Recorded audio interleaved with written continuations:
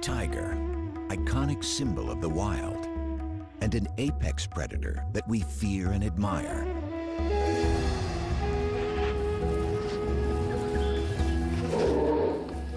In our imaginations, they roam the jungle. But today, many tigers have never even seen the wild. The vast majority of them spend their lives in captivity. Real meat? Princess is an American tiger, a distant relative of her wild ancestors. She doesn't even know how to hunt. Most tigers in America aren't found in zoos. They're privately owned.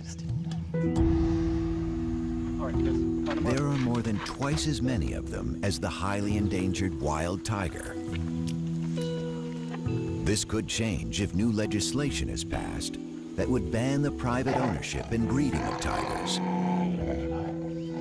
What are the issues surrounding captive tigers in America? And what does the future hold for their wild cousins?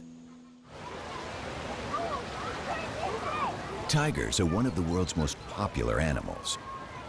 Everybody loves to see a tiger at the zoo. Even the scientists who work around them are impressed by their majesty. Ron Tilson is the senior conservation advisor at the Minnesota Zoo and a renowned expert on tigers. He spent many years tracking and studying them in the jungles of Asia. My heart beats faster every time I see one. Yeah, there is, it's because everything, they represent everything. They are the icon of Asian wilderness. They are the most powerful cat, the largest cat. They are, in my opinion, one of the most attractive cats. But it's also the fact that essentially we have evolved as a species with the tiger, and the tiger is one of the only animals on Earth that preys and eats people. And when a tiger looks at a human being, I think the tiger sees us for exactly what we are. We are nothing more than a piece of meat.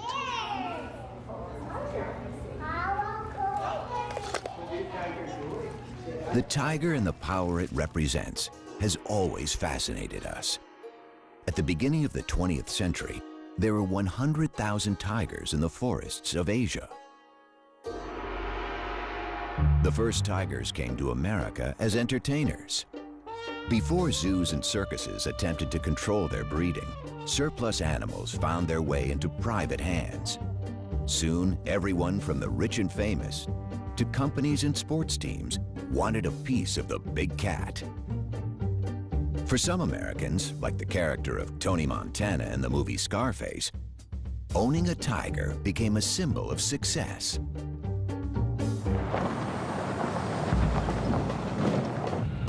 Martin Dins is a celebrity veterinarian and was one of the first to specialize in exotic animals. His talent and reputation led him to work for A-list stars like Michael Jackson and the magicians Siegfried and Roy. He witnessed firsthand the rise of the tiger population in America. The tiger pet phenomenon became a trend, I would say, in the early 60s. We could be driving in Beverly Hills and see a person driving a convertible with a tiger sitting up in the back seat. Or people owning a Jaguar, a big Jaguar, driving around in their Jaguar with it. There were no import restrictions. There were no restrictions on the sale out of a pet shop of these kind of animals. You know, a little tiger cub is nice and cute, so people thought it would be fashionable. It was unique. They could show it off, and it was trendy then. The pet tiger phenomenon may have existed briefly in other parts of the world, but it never had the dimensions it's taken on in America. In the 1970s, actress Tippi Hedren, the star of Alfred Hitchcock's The Birds, embarked on an unusual film project. She starred in the movie Roar, where actors and crew members rubbed shoulders with dozens of lions and tigers. I can't believe we did all that we were foolish enough to do it. So many of us were hurt. you know, that it was, insanity. It was truly insane here. Tippi Hedren radically changed. She converted the Roar movie set into the Shambhala Preserve, a sanctuary for abused and neglected big cats. Her strong stance against private ownership has drawn attention to the issues facing captive and wild big cats. In the wild, tigers are threatened by habitat destruction and human encroachment. They've been hunted and poached for their skins. Most of all, they suffered from the illegal trade of their parts for use in traditional medicine. 97% of the species have been wiped out over the last 100 years. And with only 3,200 wild tigers left, they are facing a total crisis. Well, just about everything has been tried, and just about everything has failed. Everyone is trying to think through how to go about making a future for tigers, and the bottom line is that we've failed in every example. There is no one place you can put your finger and say, aha, here's the magic formula on how to save tigers. Tigers have been on the endangered species list since it was established. In 1973, it became illegal to import tigers born in the wild. So the tigers living in the United States today are American, born and raised. The population of captive tigers has been steadily growing. In the wild, a female spends a couple of years teaching her 3 or 4 cubs how to hunt and fend for themselves. But in captivity, she can breed every year. Today, most American tigers are privately owned, and some people still keep them as pets. Susanna Kukol and Scott Shoemaker live in the small town of Pahrump, Nevada, with their 6 tigers. Hi, baby. I know. Mama's girl, huh? If your definition of pet is something you throw food at and it's nice and docile, okay, then that's not a tiger. That's my girl. That's my girl. Oh, that's my girl. In the cage, it's just fun. Outside, that's when it's like, okay, we are going for the walk, we are gonna go for the training. So outside is like you are in school. In the cage, it's, okay, it's their place, it's their home. Oh, somebody's being cute. So basically, that's the golden rule. You don't push them into any serious training in the cage, and you never ever turn the back on a tiger. But not all captive tigers are pets or collector's items. Some private owners see themselves as conservationists and believe America is the tiger's Noah's Ark. Patty Perry runs her own Center for Conservation and Education in Southern California. She is also the vice president of the Feline Conservation Federation, the largest organization promoting private ownership and breeding of captive exotic cats in the United States. It's far from perfect, but in our world today, we have to have captive breeders, private captive breeders. We have to have private educators, because the zoos can't do it all. You don't get that kind of contact and that kind of one-on-one at a zoo. They have been poached, they have been hunted for their pelts and for their internal organs, and we have very, very low populations. This is Prana, the standard. The snow white is Vishnu. This is my little red-headed stepchild, and this is the one, the golden tabby. He's gonna be our biggest tiger here. The tigers is very much an emotional bond. They respond emotionally. I got them all as babies, so I bottle raised them. So there is that connection. You know, they identify me as, you know, mom with the milk. Who wants to feed a tiger? I'll kind of start on this end and give you guys a chance. I want you to hold the stick. Just hold the stick and put it right through there. Come and have a bite. Okay, who's next? These cats, being 6 generations, captive bred, and their primary contact being human beings are not going to be the same as a cat that's in the wild. It's a completely different animal. But will they ever be domesticated? No. They're wild animals.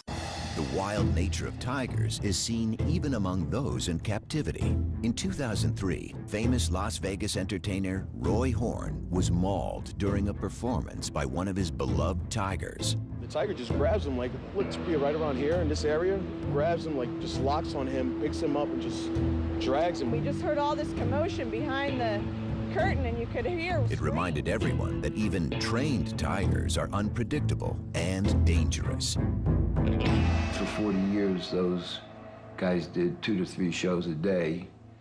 In the beginning, 7 days a week. That's a lot of exposure to a tiger. If you fall down in front of one of these big cats, and especially with tigers, they're gonna carry you off, regardless of what your relationship is with them. He's got a thing for me, Patty. I know, he does. In my career as a zoological veterinarian, I've worked the gamut of facilities and owners that have tigers. There's the zoos, there's the circuses, there's the private collectors. And years ago, there were a lot more of the illicit owners of these animals. But I've worked for all of them, and I don't discriminate. I have done the best I can to discourage breeding by unqualified individuals. But I took an oath, and is it my business to say, no, I'm not going to treat this tiger because you own it privately? That's on the other side of medicine for me. Lisa Ann Takansnick is an attorney in Washington, D.C. Her organization, the Wildcat Conservation Legal Aid Society, is trying to determine the exact number of privately owned tigers. Hey, I'm calling to follow up with you on the tiger research. You were going to finalize some of the numbers for which state are you still working on? What are we looking at? Alabama? The actual number of tigers in the United States is still a matter of speculation. But the enforcement of laws already in place is problematic. Legislation varies from state to state. At the federal level, the Department of Agriculture and the Department of Interior both enforce different laws affecting tigers. There is no single government body responsible for tiger welfare. Well, we don't really know how many tigers are held captive in the United States. It's a very good question because estimates tend to go all over. Some say there's 5,000 cats in captivity, tigers. Some say there's up to 10. The problem with the numbering system is that the 2 federal agencies that are there to enforce our Endangered Species Act and the Animal Welfare Act don't know how many tigers are out there, which is very troubling because we need to get a handle on the number of cats. As hard as it is to imagine, big cats can be found everywhere, even on the 5th floor of an apartment building in the heart of New York City, like on an October day in 2003. This police video shows Ming, a full-grown 325-pound tiger, left home alone by its owner in Unit 5E of a Harlem apartment building. If the number and the location of big cats is a source for concern, a larger concern might just be the irresponsible owners. Screening for them remains difficult. In 2005, near the Ronald Reagan Presidential Library in Moore Park, a stunning example of human-tiger conflict occurred. I saw the tiger right there, just real slow, huge. He was about this high up to the fence. Newly retired George Gross was the incident commander at the California Fish and Game Department. For more than 3 weeks, he chased a tiger on the loose in a residential area. He got no help from the cat's owner, and on a February morning, he had a difficult decision to make. Basically, this was like a city living in fear for a month because somewhere there was this large tiger running around in their neighborhood. We didn't see it for quite a while, but we knew it was in here. So when it climbed out, it was like it came out of nowhere. All of a sudden, everybody could see it, and it started walking around quite slowly through the grass. You know, I was within 150 yards of it. The first thing I thought was like, what a majestic animal. This thing's beautiful. But then, you know, I came back in, it's like, but I have this job to do too. So it started walking towards me, and then it started going up a trail. I sat there and said, I can't have it up here on the soccer field, baseball field, and our opportunity to take a shot really diminishes. So that's when I gave the order for people with rifles to, if they had a clean shot, to take the shot. The male tiger, weighing as much as 600 pounds, was taken from the hills near the Ronald Reagan Presidential Library by wildlife officials who say they had no choice but to kill it. I've always felt that I, unfortunately, made the right decision. And, you know, to be honest, is the first thing I did was pat him and say I was sorry. Because I knew I didn't want to kill him. George Gross was not the last law enforcement agent faced with such a decision. There was an even more dramatic incident on October 18, 2011, when there was a massive release of wild animals in Zanesville, Ohio.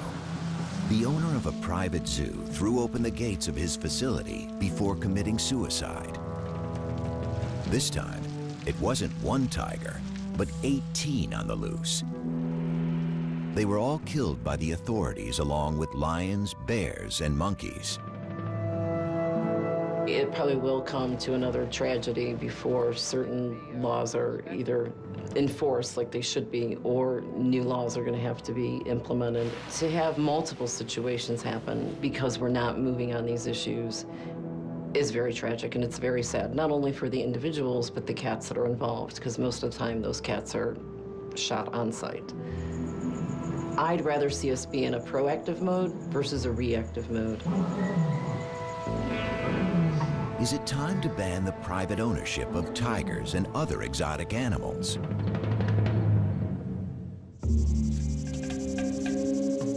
"26 states banned the private ownership of tigers, but in many states, it's still legal to own and breed them if you have a permit.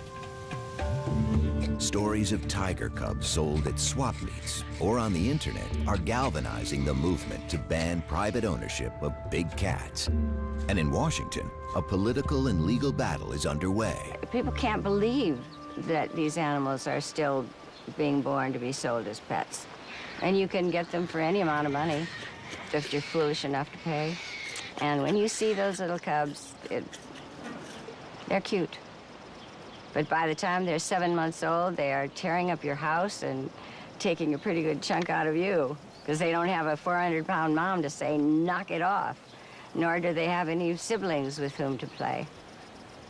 So you become the sibling, and they're tough. You're dealing with an apex predator. They are top of the food chain, one of 4 of the most dangerous animals in the world. And yet our government says that's okay, and they will even give a permit to have these apex killers in somebody's backyard. It's very wrong. Tippi Hedren decided that something needed to be done and contacted her congressman. She successfully proposed a new law to prevent taking big cats across state lines. But this was just the beginning. So I took a bill to Washington in 2003. It was simply to stop these animals moving from one state to another.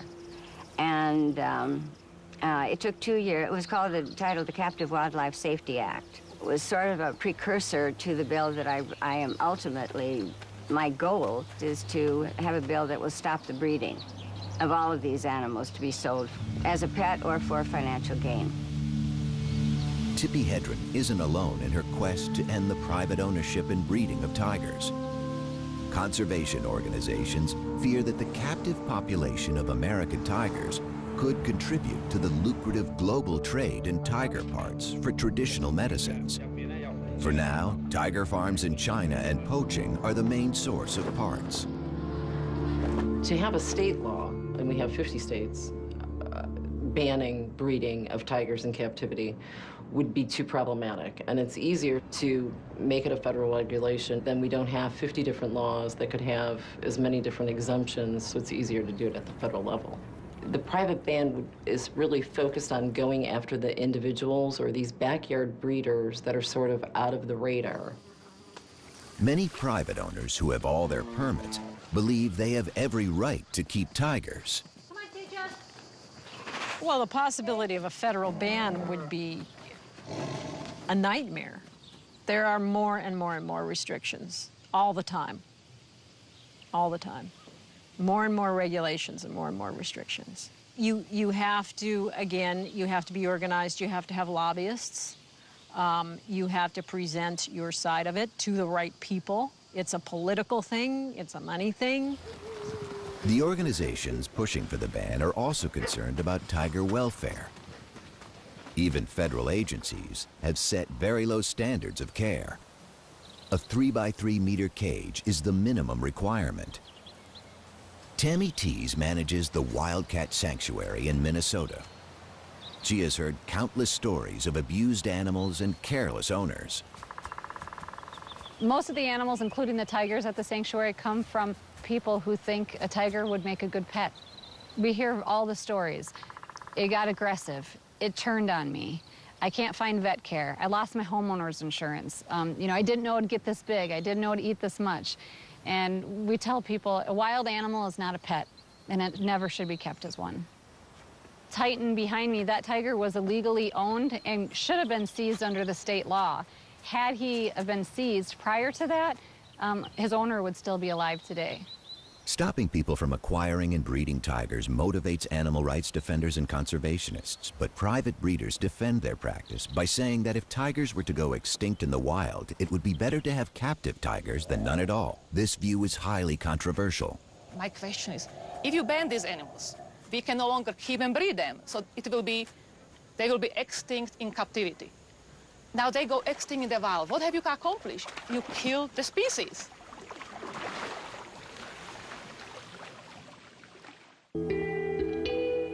A ban on breeding or keeping tigers has broad implications.